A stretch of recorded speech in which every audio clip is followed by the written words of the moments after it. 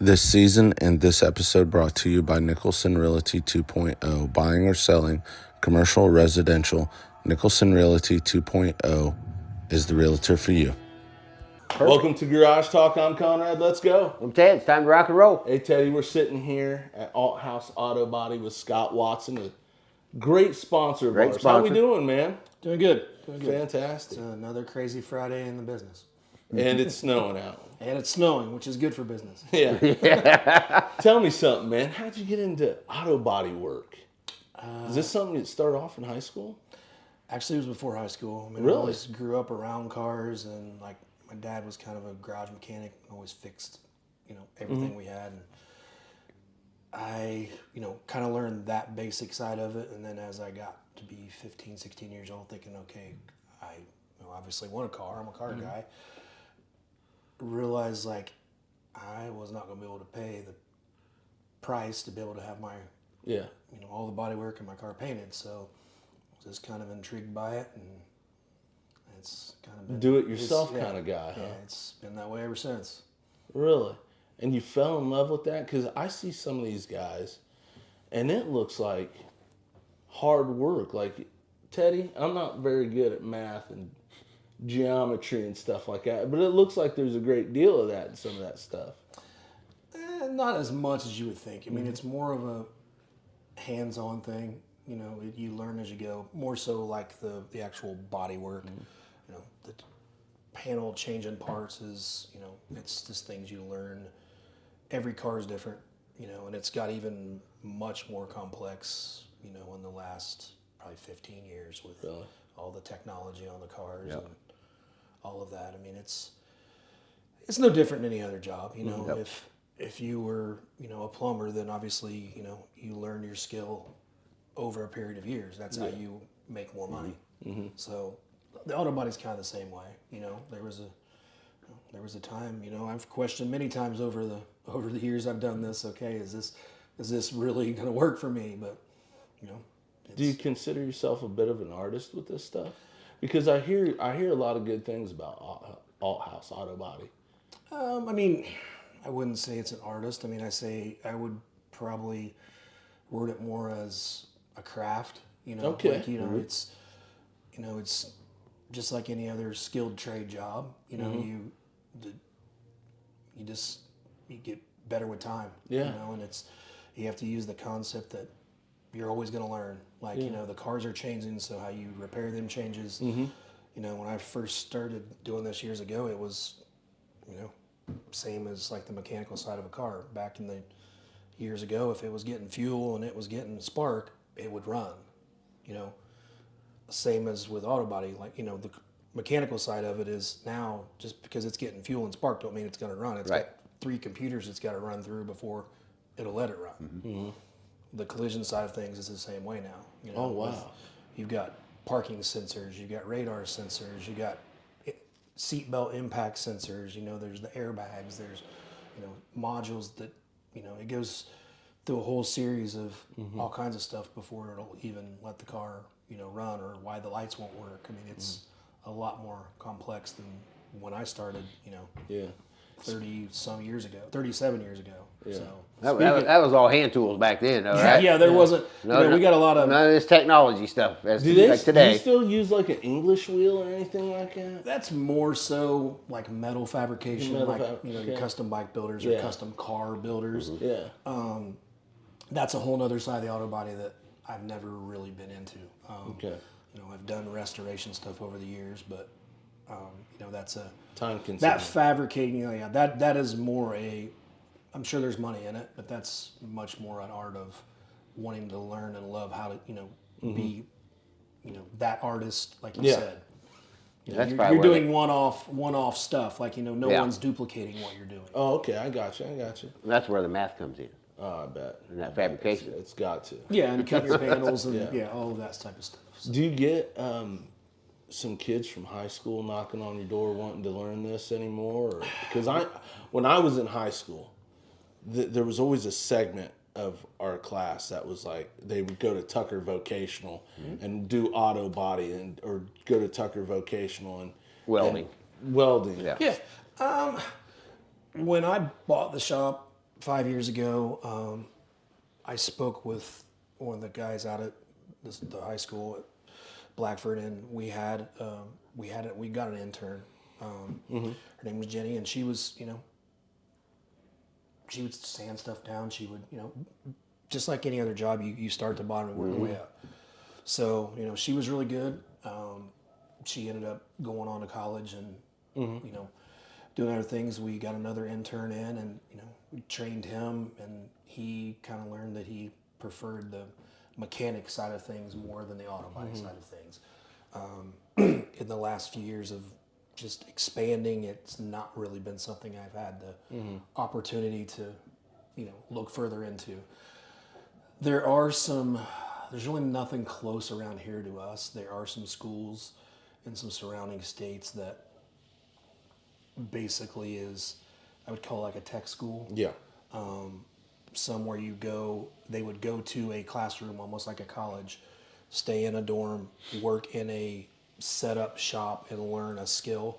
And they do that for so many weeks. And then a shop like myself would pay part of their tuition, and then they would come work for me for like 2 or 3 weeks. Okay. And they go through a program like that.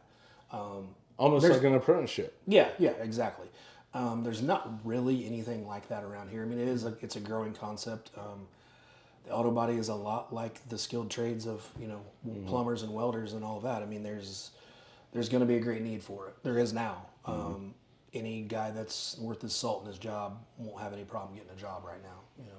I like that.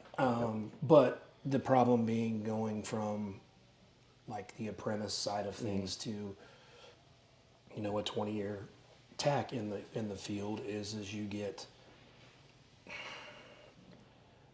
It's not great money when you start, just like it's not bad money, but with the cost of living and everything now, I mean, you're not gonna start out making $60,000 a year. Yeah. I mean, it's, just like other skilled trades. I mean, in this, instead of for say having a college loan, you've got tool loans. You've got to buy all your own tools. You got to, so would I say I'd do this all over again? I mean, yeah. I mean, I wish I had a few notes that say, "Hey, go this way." Okay. Yeah. It's been very good for me. Yeah. I have zero complaints. It's provided me a good life. Yep. Yeah. You going from out there and being a worker in the shop to going into being in this beautiful office. How different, how much has that changed? I go from over, a 5-year period of, I still used to the first 2 years or so, I still would go out and do a little bit in the shop or like help the guys and, hey, we need to do this way and such. But as it's grown and developed, I am 100% in here. I go out there and basically answer questions and check on stuff. But yeah, I don't, to kind of answer your question there is I used to go home and filthy dirty every day from working, out in the shop messing with the cars to, now I don't have sore muscles. I have a headache from staring at a computer. It's a different kind of stress. But it goes with the job, just like any job, you're going to progress. I had kind of made my own decision, say 6 or 7 years ago, when I was still working at American Autobody in Marion, that at some point I'm not going to be able to keep up the pace of working out in the shop that I had always done. I mean, it's just like a professional sports player, so to speak. There's a point where you realize I'm not as good as I once was. And now you become the coach. Yeah, and that's kind of the role you learn to take. Yep. But I kind of always wanted my own shop. But I wasn't sure if that was achievable. There's a lot that goes into it. But I'd also considered going and being an insurance adjuster, which would still keep me in the business. Okay. I've the only business I know, but I wouldn't be on the crawling up and down off the frame rack and breathing the paint fumes every day, and the physical part of the thing that is hard on your lungs and your knees and your back and all of those things. So I got the opportunity to come look at this place, you know, when it came up for sale, and through some good friends and a little bit of help, they were, you know, we were able to get the deal done. And you know, one of the, you know, scariest moves that I've ever made in my life. I'm sure. You know, you go from knowing you have a solid paycheck every week to, well, I'm going to do this all on my own. You know, I mean, I had estimating experience because I wrote estimates at the at American Autobody when I was there, but the day-to-day of, you know, the dealing with adjusters and employees and all that, like, that wasn't something I had to do. You know, so in over 5 years, we went from 3 employees counting myself to 8 full-time employees, and we have 2 part-time employees that basically run our record business on the weekends. Oh, that's awesome, man. So It sounds like you bet on yourself, and you had to have some kind of confidence, because it's kind of scary. You don't know what you don't know on this end of the business. Was there a long learning process? Was there a growing pain, or did you just... there's plenty of, you know, the one bonus I did is I used some advice from a friend, and we, you know, taxes on the business side of things is a whole nother animal. That's the math stuff you guys were referring to. Yep. Yeah, oh, That's okay. math I don't All want right. to do. Yeah. So that was a very helpful thing, and our accountant was very good on guiding me. Hey, these are the things I need you to do. These are the things that, you know, I will take care of. Learning curve, but it just kind of fit in its strange own little way. It kind of comes down to customer service and taking care of people. The shop already had a good established name. It had just kind of drifted back. Like, you know, Bruce was kind of inching towards retirement. Yeah. And, you know, they didn't have the fire and the push to just really, so it was, the shop was always here. It was just, you know, they were just on coast mode. Yep. Yeah. So, you know, we kind of came in and, you know, bought some new equipment as we were able to, and started, you know, getting out and letting people know we're here, and, you know, we still do quality work, and we're changing stuff and upgrading stuff. And that's pretty much what we've done every year for the last 5 years, is invest in the business as well as the community and ourselves. Yeah. And you go from 3 employees to 8 full-time, and then plus 2 part-time. And him in the office. Well, I'm counting myself as Yeah, an okay, employee, but okay. yeah. And you're beautifying the property. I noticed the fence work. Well, that was from Backyard Builders. Took care of our growing fence needs. Yeah, and I noticed this place, when I first came here with Backyard Builder, it did not look like this. So you've added on. We added 5,000 square feet. Was for the most part usable last March, and then currently now we're adding on another roughly 30 by 40 section. That the first phase of that was getting the pad poured, and then that won't be done until next spring. Just you know, trying to do things in stages. We had one garage door on that side, which having to pull cars in and turn them to get into those other bays was just, it didn't flow. Yeah. So we opened the building up, put 2 doors in to make things flow better. So as the business has grown, we've had to adapt the building to allow for things to flow better and, you know, get the volume of work out that we need to take care of our customers. Yeah. We're going to switch gears here, talk a little football. You're a diehard Colts fan, right? Yes, season ticket holder, yes. So, and you're like me. Not much to root for, but it's a damn good excuse to chug some beer. We do have a lot of fun at our tailgate events, and Yeah. I've got you've been to Yes. you've been to a couple of those, yes. Yeah, I was pleasantly surprised. You guys do it up, but you got a TV there. You're grilling and cooking, and Yep, those are obviously we have some Gas City area friends that go with us. We have a pretty large group of friends from Anderson that go. One of our friends from Anderson has been doing that for years. He was just doing it, just him and his buddies that for his 4 tickets. And then, we kind of met up with him one day, and then we started joining in. And I think now it's usually a group of about 20 or 25 of us every game. Yeah. You better wear your gloves this Sunday. Yeah. We'll have all 3 sides on the tents and heaters, and we'll make the best of the cold football weather. I mean, it's football weather. Yep. So every Sunday, and you can ask Ted because he's my witness, or you can go to our Facebook page and check our picks. I've picked the Colts to win every game Every this week. year. Every week. Am I a dumbass or am I just a great fan? I think I fall underneath that same category. I look back at the schedule, and you look at like game 1, we lose that by 1 point against the Texans. That's a game we should have won. Several other games, the one against Jacksonville in Jacksonville, we should have won that game. I feel like we've had a problem closing games out.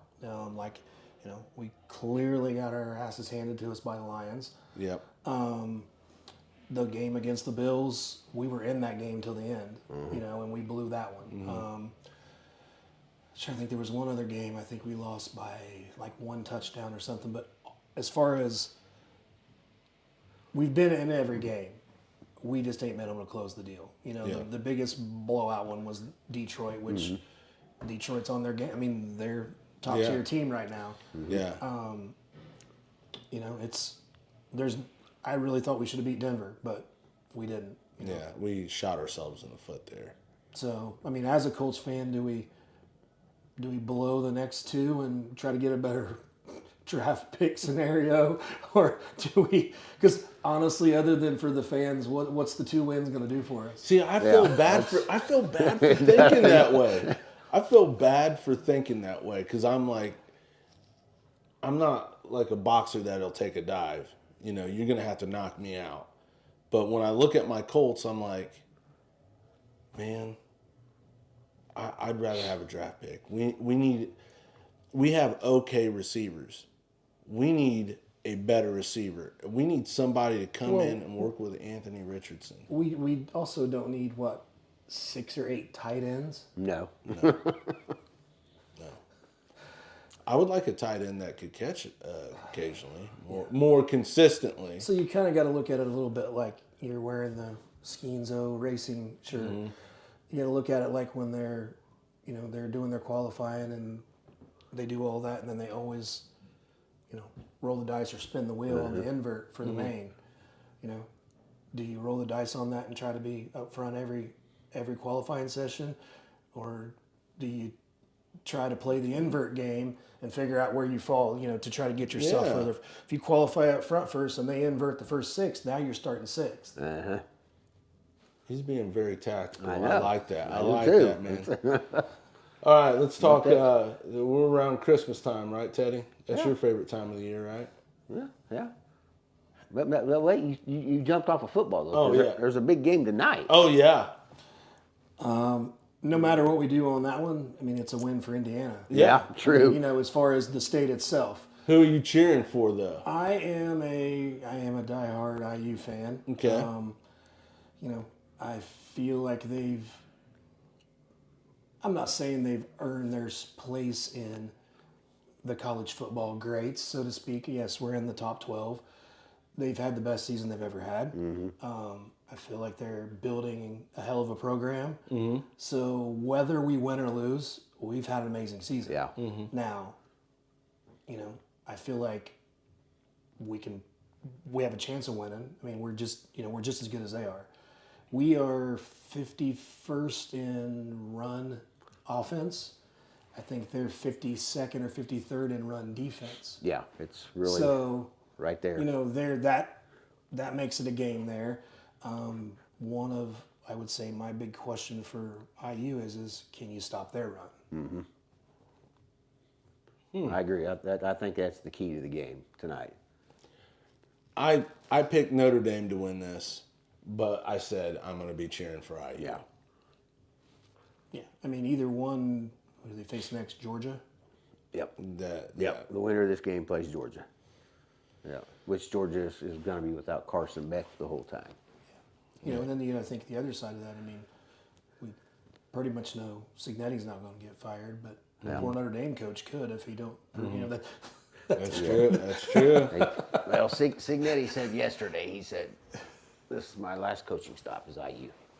Well, based off what they're paying and the Well, contract. yeah. Yeah, didn't he should get be $8 able to million retire. a year for the next? Yeah, I mean, that would make me comfortable, right? So Christmas time's here. Teddy, you been a good boy? Most of the time. Okay, Not always. He's honest. I've been up and down. What do you do to get off the naughty list with Santa? Well, I would say I generally, in its own one way or another, I'm always on the naughty list. Either I work too late here, or I obligate myself to too many other things, and you know, the Santa at my house's list generally suffers because of the business and my other obligations, and you know, I'm a stubborn male like most of us. Yeah. So yeah, to say that, I mean, you know, I'm Yeah, you're damned if you do, and you're damned if you don't. I guess I'm comfortable being on the list. Awesome. I like that. Get comfortable with where you're at. Well, thanks for taking time with us today. Yeah, man. We appreciate We you. appreciate you. We've been trying to do it for a while. Yeah. We appreciate your sponsorship. Yep. Yep. Well, you guys do a pretty cool thing. It's you know, the burger challenge and all that. That was all pretty cool. We're getting ready to do a tenderloin crawl, man. Well, that's the thing, is it's like it's Indiana. Like, Yeah. if your restaurant doesn't have a good tenderloin, then you probably should fix that problem. Man. You know what the first restaurant in Indiana was that was credited with making Indiana the famous for tenderloins? No, what's that, It man? was in Huntington, Nick's Kitchen in Huntington. This guy, Teddy Trivia. He's always Yeah, we got trivia coming up too, football trivia. 2 Is weeks that from gonna be Saturday at the brewery. At the brewery? Yeah. 2 weeks from Saturday. Be there, be square. Stick with us and let's take a tour of the Althouse Autobody shop.